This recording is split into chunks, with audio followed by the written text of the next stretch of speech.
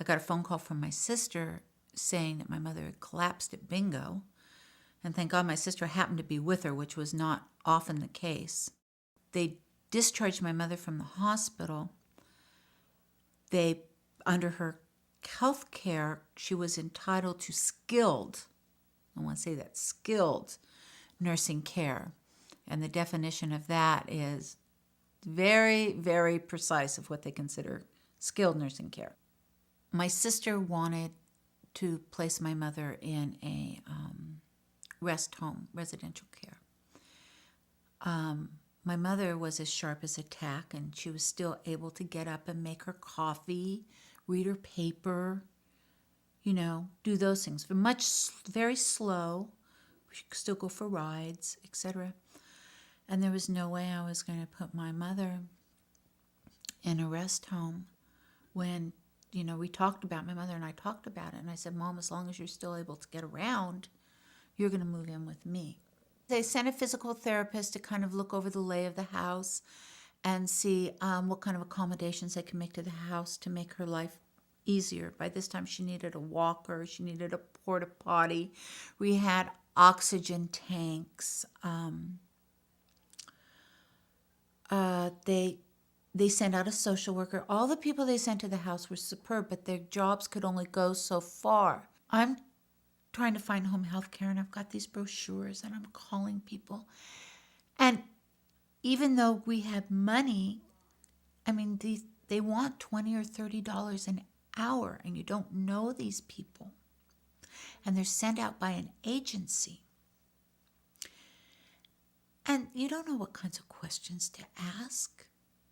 It's wearing. It's so wearing.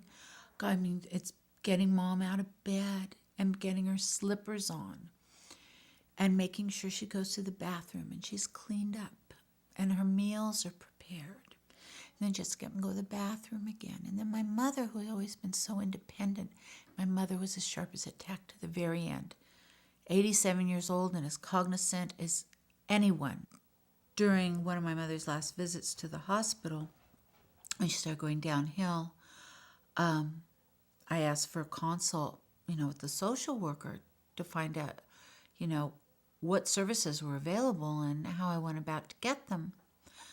So this social worker shows up in my mother's hospital room and very harried. And this happened on more than one occasion because my mother had more than one hospitalization. And I would keep asking to talk to social workers. And I would want to know what avenues were available. And they really weren't able to answer much. They basically just gave you brochures. And then you would ask them, you have all of these brochures in your hand. And all they are is names of agencies. And they're spread out within a 30-mile radius also. They're not all just local. And so you look at the social worker and you go, well, who's the best? Who would you recommend? What do I do with these? And they really couldn't answer your questions. They would say, well, I don't know.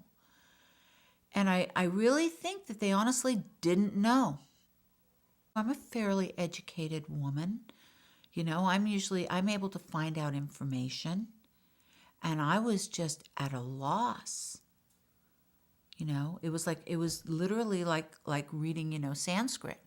I had no idea what these things were saying. If your parents will talk about it before they ever get sick,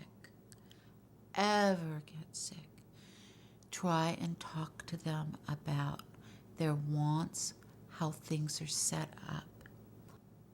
I wish that someone would have given me a list or guidelines of how to go about the process of getting home health care.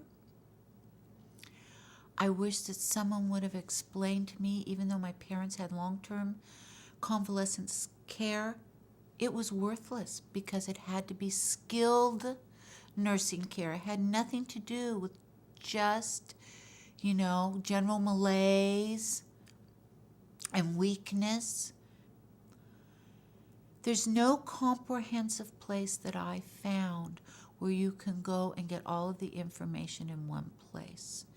it's like trying to go to the reference librarian and doing a research paper on, 5th century pottery.